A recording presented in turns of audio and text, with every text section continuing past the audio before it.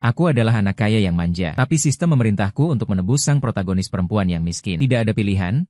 Aku masuk ke dalam sistem kecil yang lembab dan usang itu. Dengan nada bersemangat, cepat hangatkan dia, sembuhkan dia. Aku malah menutup hidungku dan menunjuk ke gadis muram itu yang berguling ke arahku. Melayani aku mengganti sepatu. Aku dibesarkan oleh orang tua sebagai anak kaya. Siapa? Hanya meminum makanan bersuhu 37 derajat. Hanya makan yang diberikan sampai ke bibir. Namun sistem tetap memintaku menebus sang protagonis perempuan yang miskin. Aku tidak terima. Dengan memakai sepatu bola edisi terbatas, aku masuk ke gedung tua yang lembab dan gelap itu. Keningku berkerut sehingga bisa menjepit mati seekor nyamuk. Sistem berbisik di telingaku. Rumah sang protagonis perempuan berada di lantai 6. Dia sangat menyedihkan. Kamu harus menebusnya. Aku menatap tangga yang tak berujung itu. Tak berdaya, aku baru merasa kasihan padamu. Cepat masuklah. Pintu rumahnya tidak terkunci. Dia sekarang sudah tidak ingin hidup lagi. Aku dengan tidak senang membuka pintu. Pandangan mataku jatuh pada ruangan yang lebih kumuh daripada koridor. Di dalam rumah yang gelap, di sudut dinding, ada seorang wanita cantik, matanya redup tanpa cahaya, rambut hitamnya yang terurai menutupi alisnya, bibinya pucat, tubuhnya masih terluka. Cahaya dari koridor masuk, wanita itu menatapku, nafasnya lemah, sangat cantik. Ternyata malaikat itu tampak seperti putri dalam dongeng. Dia bergumam sesuatu. Setelah memanjat tangga begitu lama, kakiku terasa lelah. Aku masuk, langkahku mengeluarkan suara, tap-tap, di atas lantai semen. Di dalam rumah terasa lembab. Aku duduk di sofa sambil menutup hidung. Sistem berbicara dengan nada bersemangat. Cepat selamatkan. Dia memberinya obat. Aku malah menunjuk ke rentang suara itu dengan jari. Sang protagonis perempuan berdiri dengan angkuh. Datang sini ganti darahku. Wanita itu terdiam di tempat. Tidak ada suara. Aku meliriknya. Apakah telingamu tuli? Baru kemudian dia tampak sadar kembali. Menyandarkan lengan, dia perlahan bangkit. Dengan ragu, dia berjalan ke arahku. Wanita itu berdiri tegak di depanku. Mata hitamnya menatapku, menatap lurus. Aku tidak suka dipandang seperti ini. Dengan wajah dingin, memerintahnya untuk duduk bersujud. Dia ragu kurang dari 3 detik. Dengan satu lutut, dia berlutut di tanah. Siapa namamu? Qin Yao. Dia mengangkat matanya menatapku. Suara serak. Benar, seharusnya aku dihormati. Aku mengangguk puas. Dengarkan baik-baik. Aku dipanggil 10 setelah ini. Kau adalah hambaku. Sistem perlahan menampilkan tanda tanya. Kau tidak seharusnya menghangatkannya, menyelamatkannya. Bagaimana membuatnya menjadi hambamu? Aku tidak menjawab. Sistem mengeluarkan sebuah kartu dari dompet. Di dalamnya ada 100.000. Di hari-hari berikutnya, kau harus merawatku dengan teliti. Qin Yao menggenggam kartu itu. Ada cahaya kecil berkilau di matanya. Kenapa?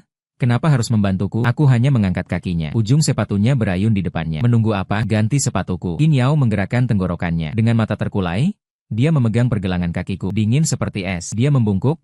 Diam-diam membuka tali sepatu. Kaki yang lelah akhirnya terasa rileks. Tidak ada yang melepas sepatu di dalam rumah. Aku langsung menginjak lutut Qin Yao. Tangannya masih cukup tampan. Tulangnya jelas. Kulitnya putih dan ramping. Dengan kuat, pembuluh darah biru di punggung tangannya menonjol. Sangat cocok untuk sistem memijat kakiku. Dengan wajah penuh keraguan. Tokoh utama perempuan sudah beberapa hari tidak makan. Kamu tidak membawanya makan. Lalu mengapa kamu membiarkannya memijatmu? Apalagi dia belum makan. Dia mana punya tenaga? Aku hanya bersuara pelan. Menendang bahu Qin Yao dengan satu kaki. Pelan-pelan. Kau menekanku sampai sakit. Tangan Qin Yao terhenti sejenak. Dia menundukkan matanya dan meminta maaf dengan suara pelan. Maaf. Sistem langsung tak bersuara. Saat Qin Yao memijat kakiku, aku menanyakan alur cerita kepada sistem. Qin Yao adalah tokoh utama perempuan yang miskin dan menyedihkan. Orang tuanya karena rem yang tidak berfungsi, meninggal dalam sebuah kecelakaan mobil. Tidak ada uang. Dia terpaksa berhenti kuliah, bekerja serabutan, namun gajinya ditunggak dan juga dipukuli. Saat kamu menemukannya, dia sudah hampir 3 hari tidak makan. Aku mendeteksi bahwa tokoh utama perempuan tidak lagi memiliki keinginan untuk bertahan hidup. Lalu aku menemukannya. Kamu datang untuk menebus tokoh utama perempuan. Aku bertanya pada sistem mengapa itu aku. Sistem berkata dia juga tidak tahu.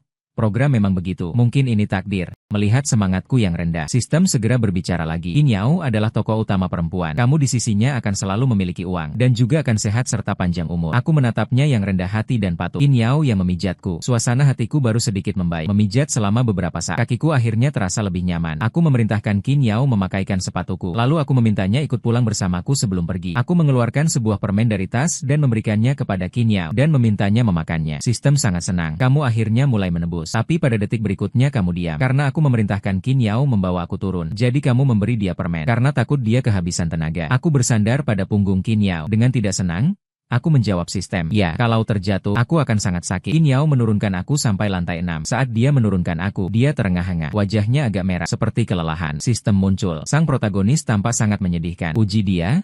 Ya, aku sangat tidak suka. Turun 1 lantai saja sudah terengah-engah seperti ini. Kenapa kamu begitu tidak berguna? Qin Yao menundukkan kepala dengan malu. Supir mengantar aku dan Qin Yao kembali ke vilaku. Saat turun dari mobil, supir membuka pintu mobil untukku. Qin Yao menatap tajam.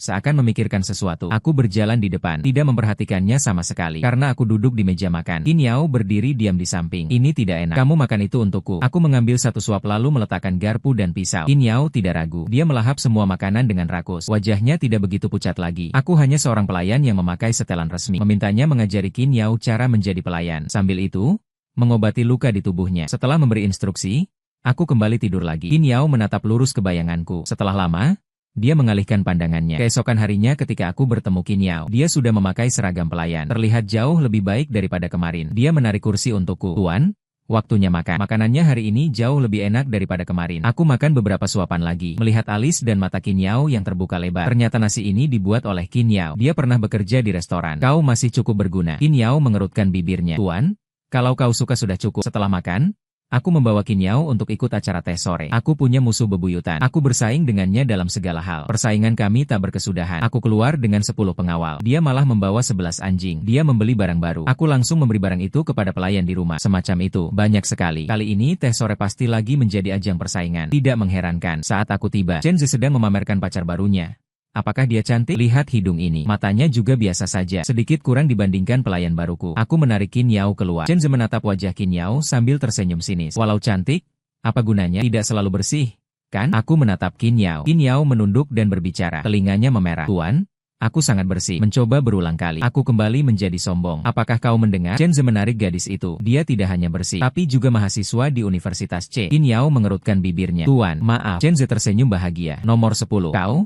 Pelayan ini? Juga biasa saja. Gadis itu juga ingin ikut menertawakan. Chen Zi meliriknya sekilas. Urusan kami tidak ada hubungannya denganmu. Meskipun begitu, aku masih memerah. Membawa Qin Yao keluar. Begitu keluar, saya menunjuk wajah Qin Yao. Hari ini kamu membuatku kalah. Qin Yao dengan hati-hati membuka mulut. Pak, saya dulu belajar di Universitas A. Tapi saya keluar kuliah dengan biaya besar di Universitas C. Semangat saya tiba-tiba hilang. Langsung mengatur Qin Yao kembali ke sekolah untuk kelas. Siap menunggu kesempatan berikutnya untuk memukul wajah Chen Zi dengan keras. Sistem muncul. Qin Yao kembali ke sekolah akan bertemu dengan tokoh utama. Kalau nanti dia jatuh cinta pada tokoh utama, bagaimana? Saya acuh tak acuh menggerakkan tangan. Apa urusanku? Saya bilang dia bukan untuk berpacaran dengannya. Qin Yao pergi ke sekolah. Setiap hari keluar rumah, dia selalu menyiapkan sarapan untuk saya. Dia sudah beberapa waktu tidak pergi ke sekolah untuk mengejar ketertinggalan. Lulus tepat waktu. Setiap hari dia menghabiskan waktu di perpustakaan. Akhir-akhir ini jarang melihatnya. Tokoh perempuan bertemu tokoh pria di perpustakaan. Mereka berdua sedang berbicara. Tidak peduli apa yang mereka katakan. Saya tidak bereaksi.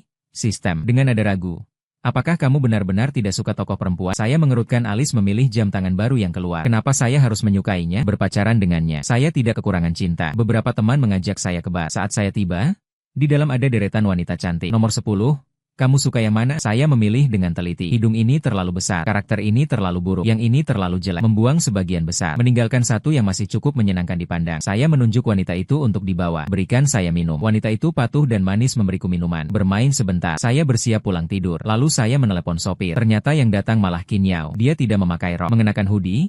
Terlihat sangat mahasiswa, bersih dan segar, juga tidak lagi begitu kurus. Bentuk tubuhnya proporsional, lebih menyenangkan dipandang daripada wanita yang memberiku minuman. Dia menatap wanita di sampingku, warna matanya menjadi gelap. Pak sopir, ada urusan hari ini. Aku datang menjemputmu. Dia memelukku. Tanpa ekspresi, dia membawaku ke dalam pelukannya. Tubuhnya berbau harum sabun ringan. Wanita seperti ini sangat kotor. Pak, sebaiknya jangan terlalu sering datang. Qin Yao membantu saya naik ke mobil. Saya rasa apa yang dikatakan Qin Yao masuk akal. Harus meminta pelayan mencari kursi depan yang bersih. Qin Yao dengan tenang menggenggam erat setir. Mobil berhenti di depan rumah. Qin Yao membuka pintu mobil untuk saya. Saya melihatnya ingin berbicara tapi terdiam. Dia mengangkat alis. Apa yang ingin kamu katakan? Qin Yao menundukkan kepalanya. Mata dalamnya berkilau cahaya gelap. Pak, saya juga bersih. Wanita di depanku memakai hoodie, rambut hitam, berpostur menarik, kaki putih dan sisi wajahnya tampak sangat cantik dalam cahaya redup. Saya mengangkat lengan, tersenyum sambil mengamatinya. Bagaimana kamu membuktikannya? Qin Yao terdiam sejenak, sedikit kebingungan. Bulu mata hitamnya bergetar berulang kali. Saya melihat dia tidak bisa berkata apa-apa. Saya kehilangan minat. Berjalan ke depan, tidak memperhatikan Qin Yao di belakang sama sekali. Hanya 3 detik. Qin Yao mengejarnya. Wajahnya sedikit memerah. Pipi dan telinganya juga memerah, seolah-olah meluap. Dia bilang itu berwarna merah muda. Takut saya tidak percaya. Dia mengulanginya lagi. Tangan yang tergantung di sisi tubuhnya menggenggam erat. Benar-benar sistem berwarna merah muda. Menyesal tidak menjadi kuat seperti besi. Bagaimana kamu bisa mengatakannya? Bahkan ini, protagonis,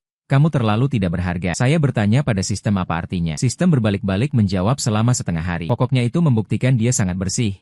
Ya, aku tahu Qin Yao sangat bersih. Jadi lain kali pergi ke bar, bawa kamu. Kamu beri aku minum. Qin Yao tampak agak kecewa. Dia menundukkan matanya. Dengan suara pelan, Qin Yao berkata, baik, dan mengejar ketertinggalan di sekolah. Waktu di rumah jadi lebih banyak. Akhir-akhir ini aku ganti gaya rambut. Aku bisa merasakan tatapan Qin Yao menatapku, seperti anak kucing menatap kaleng makanan. Sekali lagi merasakan kehangatan itu. Aku dengan tidak puas berjalan ke depannya, meraih dan mencubit lehernya. Untukmu, coba lagi menatapku. Qin Yao meminta maaf dengan suara lembut. Maaf, Pak, lalu berkata pelan lagi, karena Pak terlalu tampan. Keren banget. Dia juga harus mengatakan bahwa telapak tanganku menempel pada leher Qin Yao, menekan ke bawah sebagai hukuman. Qin Yao terengah-engah karena sakit. Kepala sedikit menunduk, sudut mata merah. Suasana hatiku mulai sedikit membaik. Sistem meragukan hidupnya, mencubit tokoh utama, membuat tokoh utama menjadi pelayan. Apakah ini penebusanmu? Aku tidak mengindahkan sistem, memperingatkan Qin Yao dengan keras. Kalau berani menatap mataku lagi, jangan harap lagi. Barulah aku melepaskannya. Duduk kembali di meja makan, mengambil pisau garpu dan melanjutkan makan. Aku tidak terlalu lapar. Setelah beberapa suap,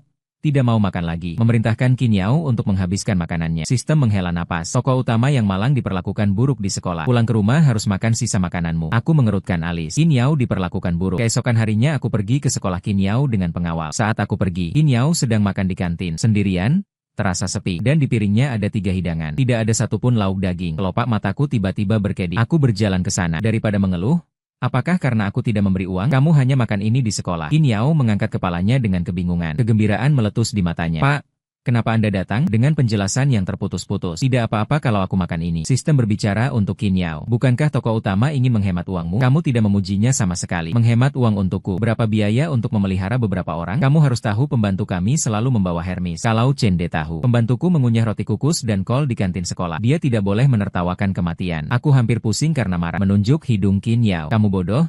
Cepat beli lagi 1 porsi. Qin Yao membeli lagi 1 porsi nasi dengan daging dan sayur. Baru begitu aku puas. Aku bertanya pada Qin Yao, apakah ada orang di sekolah yang mengganggunya? Qin Yao terdiam sejenak. Dia memegang sumpit dan menggelengkan kepala. Aku menanyainya, benarkah tidak ada? Tidak ada. Aku mengangkat tangan dan merobek catatan tempel dari belakang Qin Yao. Di atasnya tertulis 3 kata. Wajah putih kecil masih bilang tidak. Aku marah sampai ingin memukul orang. Qin Yao menurunkannya. Cepat bernapas. Obati dulu. Mungkin itu hanya lelucon teman sekelasku. Tidak apa-apa. Aku menarik kerah Qin Yao. Apa maksudnya tidak apa-apa? Hubungannya sangat besar. Menyakiti pembantuku sama dengan menyakiti aku. Aku akan membuat mereka menyesal. Tidak jauh, 3 gadis duduk bersama. Sesekali mereka mengamati ke arah sini. Qin Yao berkata, itu mantan teman sekamarnya. Kalau begitu tidak salah. Aku berjalan mendekat dengan bodyguard yang kuat dan berotot. Apakah kalian bertiga saling menatap? Tidak menjawabku. Mereka bertanya, aku orang apa bagi Qin Yao? Aku berkata, aku adalah Tuan Qin Yao. Sekelompok orang menghela napas lega. Ternyata mereka adalah pemberi hutang. Kakak, izinkan aku beritahu, Qin Yao itu cuma cowok tampan. Orang tuanya sudah meninggal. Setelah cuti kuliah, dia malah tidak tinggal di asrama. Pasti dia menempel pada orang kaya. Ada orang lain yang bilang, kemarin aku melihat dia naik mobil sport super. Padahal kemarin Qin Yao terus berada di rumah. Aku sangat marah pada kalian bertiga yang penuh rasa iri dan jelek. Berani menindasku. Sistem sangat bersemangat. Gadis utama, kamu tidak perlu lagi berpura-pura kuat, karena kekuatanmu telah datang. Mendengar kata-kata itu, detak jantung Qin Yao terlewat setengah detik. Dia menatap tajam wajah samping nomor 10. Pria tampan itu kini marah menuntut penjelasan untuknya. Seperti biasa, sombong dan tirani. Jantung berdegup kencang di dalam dada. Mata Qin Yao dipenuhi cahaya bintang kecil yang berkilau. Ayah dan ibu, aku tidak lagi sendirian. Ada orang yang peduli padanya, mendukungnya. Kata-kata yang baru saja mereka ucapkan. Semua bodyguard merekamnya. Aku memintanya meminta maaf kepada Qin Yao. Kalau tidak, aku akan mengirim rekaman ini ke sekolah. Wajah ketiga orang itu menjadi pucat. Mereka meminta maaf kepada Qin Yao. Qin Yao menghela napas pelan yang hampir tak terdengar. Meninggalkan tanganku. Perekam suara. Orang-orang itu melihat barang itu jatuh ke tangan Qin Yao. Mereka lega. Namun pada detik berikutnya, Qin Yao dengan tenang berkata, jika ada lagi gosip atau rumor, aku akan menyerahkannya ke pembimbing. Ketiga gadis itu cepat-cepat pergi dengan muka lesu. Qin Yao mengerutkan bibir. Berbisik kepada saya, terima kasih. Lalu duduk kembali ke tempat semula. Makan 2 porsi nasi sampai bersih. Tidak ada 1 butir beras pun yang terbuang. Selesai makan, Qin Yao masih mengunyah. Dia mengantarku sampai gerbang sekolah. Bayangan Qin Yao menjauh. Aku malah berdiri di tempat, tidak bergerak. Memberi perintah pada bodyguard untuk membuat beberapa gadis itu merasakan kesulitan. Sistem berbicara dengan suara bergetar. Kamu tidak akan menyerah, kan? Itu melanggar hukum. Loh, sistem terus menyarankanku supaya aku menjadi orang yang baik. Tapi setelah mengetahui apa yang dilakukan bodyguard pada orang-orang itu, sistem terdiam. Mereka khusus mengirim telepon mengganggu saat pelajaran, mencuri makanan yang mereka beli dengan kupon ajaib. Aku sangat bangga. Benar?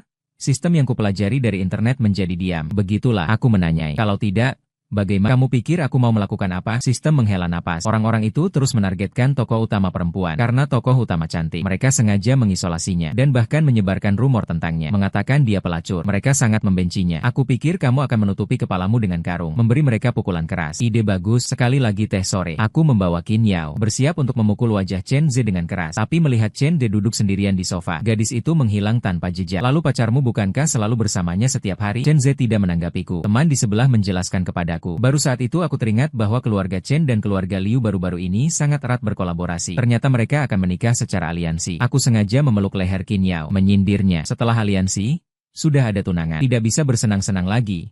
Kan? Sangat menyedihkan. Chen Ze marah sampai giginya terasa gatal. Tapi dia tidak bisa berkata apa-apa. Dia memamerkan jam tangan baru yang baru dibelinya kepadaku. Aku tidak mau kalah. Menunjukkan tali anjing baruku. Lagi-lagi terjadi pertarungan kata-kata. Di samping, Qin Yao menundukkan matanya, tidak tahu apa yang dia pikirkan. Di jalan pulang, aku menunjuk ke gerobak es krim yang tidak jauh, meminta Qin Yao membelikan satu rasa stroberi untukku. Qin Yao mengangguk, berjalan cepat ke gerobak kecil itu. Gadis itu berdiri dengan tenang di antara kerumunan. Sosoknya tegap dan berkarakter kuat. Sinar matahari terbenam memandukan alis dan matanya. Mata hitam yang dalam itu sangat indah. Mata itu bersahabat dengan mataku. Tidak lama kemudian, Qin Yao kembali sambil memegang es krim cone berwarna merah muda. Dia dengan sadar memberiku makan. Biasanya aku tidak makan hal semacam ini, tapi tadi aku hampir tersedak. Chen Ze sangat senang. Dia memutuskan untuk mencoba meski agak sulit. Mencoba makanan dari gerobak pinggir jalan. Rasa stroberi yang manis meleleh di mulut. Lebih enak daripada restoran Michelin. Aku memejamkan mata menikmati kelezatan. Mendengar Qin Yao berbisik menanyakan padaku, "Pak, apakah kamu akan mengikat pernikahan aliansi?" Aku menggigit satu suapan es krim yang dingin. Mungkin pernikahan aliansi hanyalah alasan bagi dua keluarga kuat untuk bergabung. Orang-orang dalam lingkaran itu menganggapnya biasa. Satu es krim cepat habis. Aku meminta Qin Yao mengelap mulutku. Dia menundukkan matanya setengah. Dengan ekspresi fokus, ujung jarinya menyentuh sudut mulutku. Berbisik, "Pak,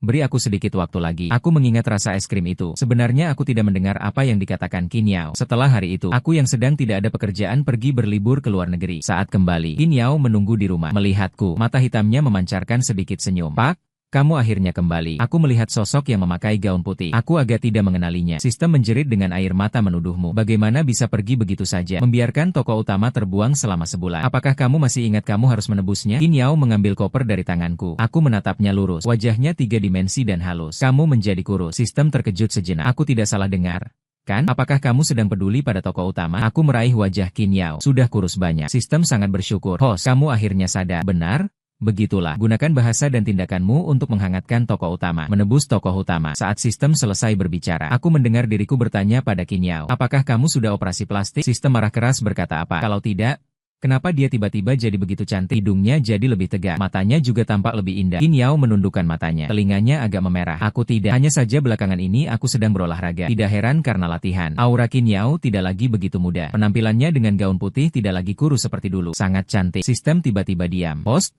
kamu akan mendengarkan trauma keluarga asalnya, memahami masa kecilnya, peduli padanya, kan?" Aku bersandar di sofa sambil mengayunkan ujung kaki. Dengan santai menatap Qin Yao. Tanpa berpikir aku berkata, "Lihatlah cahaya musim semi."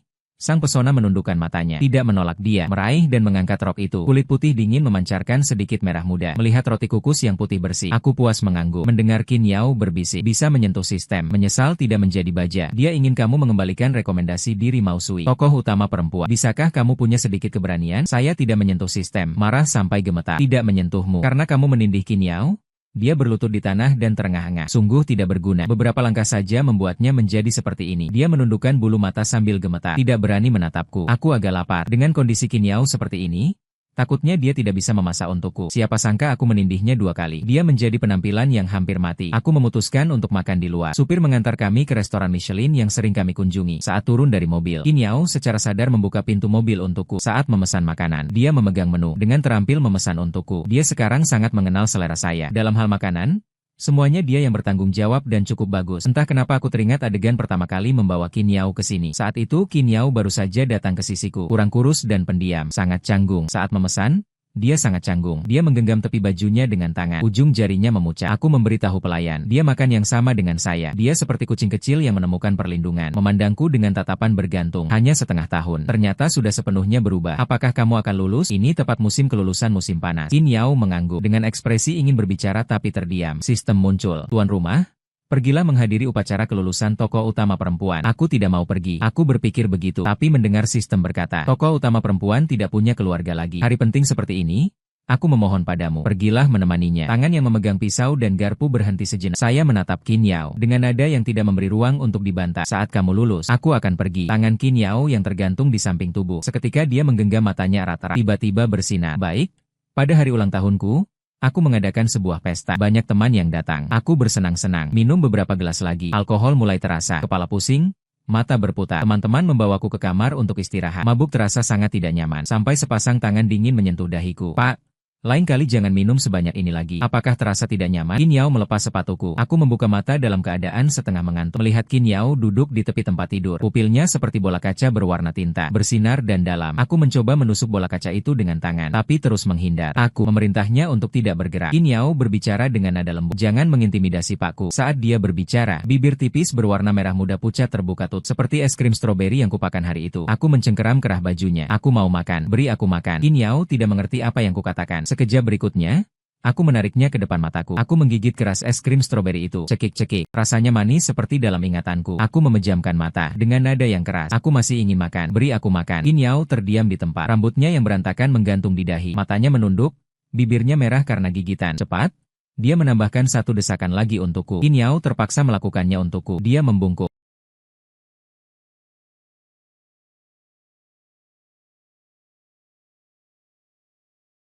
001. Saat itu, pelayan bertanya kepada tuanku, hari ini tampaknya adalah hari kelulusan Qin Yao. Aku sama sekali tidak ingin pergi. Namun sistem berkata aku tidak boleh berkata tanpa menepati janji. Aku setuju untuk pergi seperti yang diminta Qin Yao. Aku keluar dengan pengawal. Pelayan menatap bayangan punggung tuanku yang pergi. Akhirnya ia menghela napas lega. Dia melihat tuannya tumbuh dewasa. Mengetahui sifat tuannya. Segala kebutuhan tuannya, makan, minum, tempat tinggal, semuanya mewah. Sulit menemukan orang yang setia dan berusaha sebaik Qin Yao untuk tuannya. Apalagi jika tuannya benar-benar membenci Qin Yao. Lalu bagaimana dia bisa diam-diam memperhatikan Qin Yao? Dia hanya membutuhkan sebuah langkah saja. Saat aku tiba di sekolah Qin Yao diam-diam berdiri di antara kerumunan. Wajah sampingnya jelas. Bulu mata panjangnya yang 3 dimensi menurunkan lengkungan yang indah. Seragam sarjana berkerah kuning yang tidak terlalu menarik terlihat bagus pada dirinya. Juga membuatnya tampak cantik. Di sampingnya berdiri seorang laki-laki. Memancarkan aura muda. Meskipun pakaiannya bukan merek terkenal. Namun tidak menyembunyikan fitur wajahnya yang halus. Keduanya berdiri bersama menonjol. Dia menanyakan sistem kepadaku. Apakah itu sistem protagonis yang pernah dia sebutkan? Suara elektronik bergetar. Segera menjelaskan. Mereka hanya mengobrol saja. Jangan terlalu dipikirkan. Sistem baru saja selesai berbicara. Aku melihat Qin Yao menekuk sudut bibirnya. Aku menggerutu dingin. Aku menelpon teman. Ayo keluar bermain malam ini. Lalu berbalik dan pergi. Qin Yao menundukkan pandangan sambil merenung. Seseorang menarik ujung bajunya. Di dalam hatinya muncul harapan tersembunyi. Apakah itu tanggal 10? Dia pernah berkata dia akan datang. Namun Qin Yao cepat menolak gagasan itu. Tanggal 10 tidak akan menarik ujung bajunya. Jika dia ingin datang, pasti akan datang dengan sombong. Mengejek dengan keras menyebut namanya. Dia dapat membayangkan konsekuensi dari janji yang tidak tepat waktu. Orang nomor 10 mengerutkan alisnya yang cantik. Memandangnya dengan marah. Apakah kamu tuli? Qin Yao mengangkat sudut bibirnya. Dia selalu begitu flamboyan dan sembrono. Tidak memperhatikan apapun. Itulah justru alasan dia tertarik. Setelah orang tua pergi, dia hidup sendirian, tanpa teman. Hari paling terpuruk dan sepi dalam hidupnya. Qin Yao tidak ingin hidup lagi. Lalu seorang pria yang sombong dan tirani masuk ke dalam dunianya. Menyilaukan dan memikat. Seperti matahari yang panas menyinari tubuhnya. Membuatnya terasa hangat. Dia menemukan makna hidup. Senior King, bolehkah saya mengambil foto bersama kamu? Ternyata itu adalah junior sejurusan. Akan segera lulus. Dia ingin mengambil foto bersama dia untuk kenang-kenangan. Mata pemuda itu dipenuhi harapan. Qin Yao menolak dengan rasa bersalah. Setelah ucapan bahwa nomor 10 tidak akan senang itu terucap. Pandangan matanya menangkap sehelai warna cerah. Berpakaian dengan gaya yang menonjol tidak salah. Saatnya dia benar-benar datang. Qin Yao ingin mengejarnya. Namun upacara belum selesai. Dia tidak bisa keluar. Saat saya tiba, teman-teman sudah mulai minum. Masih ada deretan perempuan di depan. Saya sudah terbiasa mereka suka memanggil orang lain saat minum. Saya melihat dan menemukan semuanya adalah benda-benda jelek. Satu benda yang ekstra jelek. Masih ingin mengajukan diri. Saya marah sampai menunjuk hidungnya sambil memaki. Kamu tumbuh seperti ini. Siapa sebenarnya yang menemani siapa? Saya terus minum sendiri. Sangat gelisah. Beberapa botol sudah habis. Pintu ruang pribadi terbuka. Itu Qin Yao. Dia seharusnya sedang bergegas ke sini. Rambutnya agak berantakan. Langsung berjalan ke depanku. Gadis yang murung duduk di depanku. Beberapa helai rambut pecah di dahi menggantung. Terlihat kesepian dan rapuh. Titik cahaya di dalam mata hitam yang dalam pecah. Sebenarnya aku sangat marah. Tapi Qin Yao menatapku dan mengucapkan 2 kalimat. Kalimat pertama saat memanggil namaku. Kalimat kedua adalah, jangan tinggalkan aku. Tangannya jatuh di telapak tanganku. Dingin berkilau. Aku tiba-tiba tidak begitu gelisah lagi. Teringat kata-kata yang dikatakan sistem. Qin Yao? Ya? Sudah sangat menyedihkan, dia tidak punya apa-apa lagi, bahkan telah menanggung begitu banyak penderitaan. Bagaimana kalau aku lebih baik padanya? Aku menunjuknya sambil tertawa, mengajak kami pulang. Dia tiba-tiba mengerutkan bibir, suaranya sangat lembut. Aku pikir aku sendirian lagi. Baiklah. Apa yang harus dikatakan? Berbisik. Aku mencengkeram kerah bajunya. Anak tanpa rumah ikut pulang bersamaku. Sepanjang perjalanan Qin Yao terus menjelaskan dengan suara pelan. Dia takut aku akan meninggalkannya, jadi tidak berani mencariku. Anak laki-laki itu tidak dikenal, hanya ingin berfoto dengannya. Dia menolak. Akhirnya Qin Yao berkata dia akan setia kepadaku selamanya. Siapa yang peduli? Setelah lulus, Qin Yao mulai berbisnis. Katanya ada sedikit keberhasilan. Tidak cukup dibandingkan meninggalkanku sepenuhnya. Lihat, aku pun mempercayainya. Qin Yao terus membuatku menunggu. Dia juga tidak tahu apa yang ditunggu. Sampai hari itu aku ikut orang tua ke jamuan malam. Di jamuan, bertemu Qin Yao yang memakai setelan kerja. Aku kira dia pelayan. Sampai mendengar seseorang memanggilnya pergi. Aku mengangkat alis. Tidak buruk.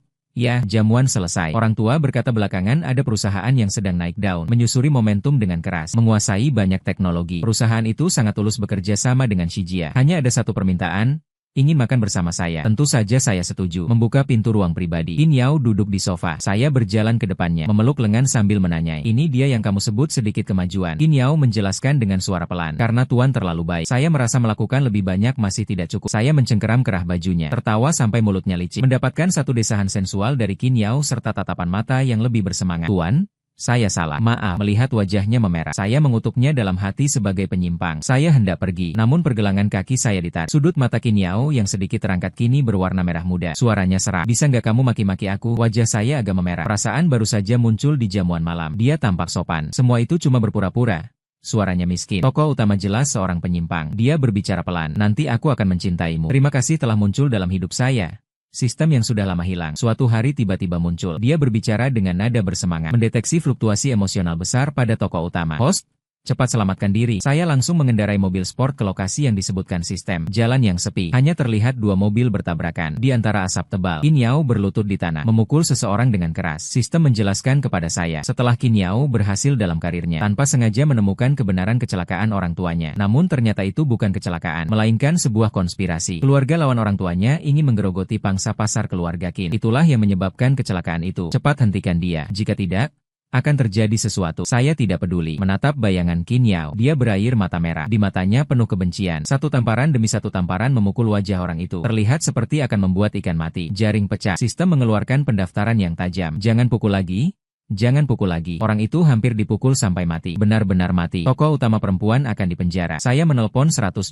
Baru kemudian saya bersuara memanggil nama Qin Yao. Bayangan belakang Qin Yao menjadi kaku sejenak. Tapi tak lama kemudian dia mengangkat tangannya lagi. Anginnya sangat kencang. Saya agak kedinginan. Qin Yao datang memeluk saya. Pukulan itu akhirnya tidak berhasil dilancarkan. Karena Qin Yao berjalan mendekat ke saya. Kata itu seperti orang yang tenggelam. Jerami terakhir di sebelahnya membuatnya kembali waras. Suara Qin Yao bergetar. Sangat dingin. Ya, saya menggelengkan kepala. Denganmu di sini, sekarang tidak terasa dingin. Setelah kata-kata itu terucap, Qin Yao menangis terisak dalam pelukanku. Menangis seperti anak kecil. Qin Yao dan orang itu masuk rumah sakit. Di ruang perawatan, Qin Yao berbaring dengan tenang. Karena terlalu lelah, dia tertidur. Sistem menanyakan kepada saya, bagaimana kamu melakukannya? Saya pikir tokoh utama perempuan akan memukul orang itu sampai mati. Mungkin karena sombong dan tirani. Saya memberi si malang sebuah rumah. Sang tokoh utama dengan latar suara yang sederhana dan miskin untuk orang yang dicintainya, melepaskan kebencian, rencana takdir yang rapat tak dapat ditembus. Kita adalah takdir satu sama lain. Qin Yao akan bangun. Sistem mengucapkan selamat tinggal kepadaku. Penebusan telah sepenuhnya menyelesaikan tuan rumah. Kamu memang orang yang sangat baik. Qin Yao membuka matanya. Saya mengeluarkan sebuah cincin dari saku, mengenakannya ke jari manis Qin Yao. Aku menunjuk dia. Dia terus berada di sisiku. Dengar, Tuan Zunming dan anjing setia akan selamanya bersama. Side story tentang penggemar. Karena Qin Yao memang sangat penggemar